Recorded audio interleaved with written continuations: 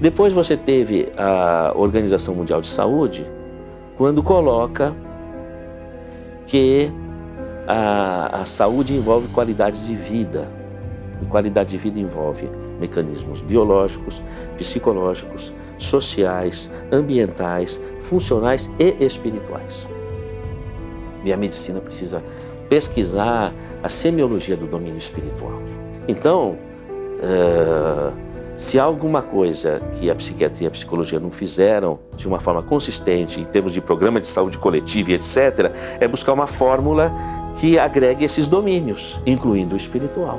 Então,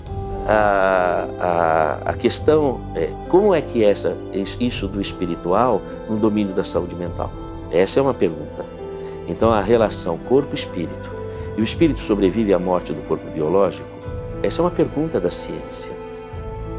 Porque não está provado que o materialismo seja a realidade existencial. Não tem um trabalho científico que tenha comprovado e batido o martelo em cima disso. Então, a hipótese do contínuo da vida, ela é uma hipótese aberta dentro da ciência. E você repensar o corpo humano baseado no princípio de que ele responde aos domínios do espírito, é um metassistema que comanda o organismo, porque o nosso organismo ele não está em equilíbrio com a natureza. Ele só vai estar em equilíbrio quando as células se difundirem pela Terra. Então, para você manter o organismo agregado, precisa de alguma força que agregue, e essa força, inclusive, motive a manifestação da inteligência. Então, existe um motor que faz isso, que nós vamos chamar de espírito. Faz sentido isso, existe uma heurística desse raciocínio. Bom, e como é que o espírito se relaciona com o corpo? Possivelmente molécula a molécula, átomo a átomo. Mas existiria um ponto de convergência das linhas de tensão de força da relação entre o corpo e o espírito, que seria a glândula pineal na nossa hipótese de trabalho. É como você tentar segurar uma bola de basquete num dedo, é o centro de massa. É para onde convergem as linhas de tensão de força gravitacional aqui naquela bola que você está segurando no dedo, não é? Então, as linhas de tensão de força da relação eletromagnética entre o corpo e o espírito se ancorariam, em tese, na glândula pineal. E a glândula pineal é o órgão sensorial do corpo. É o único órgão capaz de transformar estímulo magnético em neuroquímica. Não tem outro órgão que faz isso. A pineal faz. Então ela é capaz de traduzir a linguagem do campo magnético para a linguagem bioquímica. Isso já faz sentido na relação entre a mente e o corpo, quer dizer, através do campo magnético. Você usa campo magnético para passar num pedágio, numa estrada, a 30 metros da porteira, a porteira reconhece que é o seu carro, checa se você pagou a conta e se você pagou, abre, se não pagou, não abre. Se uma porteira usa campo magnético para informar, imagina o cérebro, porque eu acho que a gente é mais que uma porteira. Pelo menos eu tenho ainda essa expectativa. Então nós trabalhamos muito com essa questão do campo magnético. E o magnetismo ele passa por terrenos onde não existe a matéria como a concebemos. Então faz muito sentido. E a glândula pineal faz essa tradução. E conhecidamente a glândula pineal é o órgão cronobiológico, pela ciência convencional. Ela é o órgão que coordena os ritmos do organismo. Por isso que ele é um órgão central.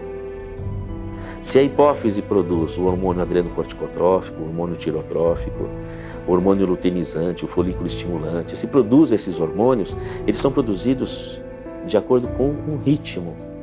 A pineal é que comanda isso.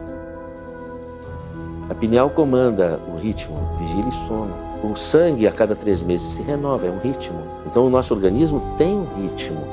Esse ritmo é coordenado pela pineal. Na verdade, não é a pineal que coordena, a pineal é um órgão sensorial que capta informações astrofísicas. Então, o ciclo de vigília e sono obedece ao ciclo solar. O ciclo reprodutivo responde ao ciclo lunar. Uma gravidez tem um ano lunar. A menstruação tem um mês lunar. Isso é conhecimento tácito da medicina convencional.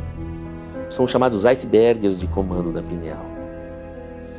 Então, nós temos... Por que essa relação astrofísica? Por quê? Porque todos os seres vivos têm glândula pineal ou algo equivalente, que coordena a sua ritmicidade.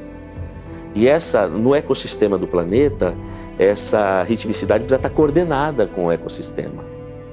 Então você tem que ter um domínio de comando que seja superior a todo o ecossistema terrestre e que coordene numa sincronicidade cada espécie, ou dentro da mesma espécie, todo esse movimento de ritmos do organismo que sustenta o nosso bioma, né, vamos dizer assim.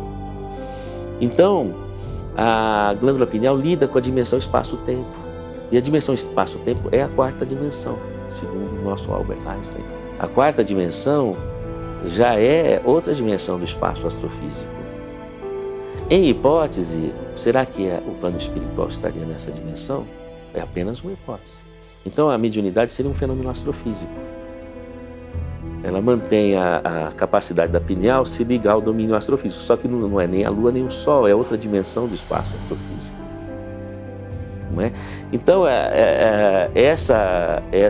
esse jogo de raciocínio, ele permite uma coerência do pensamento, é a heurística do saber. Vamos dizer assim, não há uma comprovação científica já estabelecida, mas há informação suficiente para arremessar esse campo no território da pesquisa científica.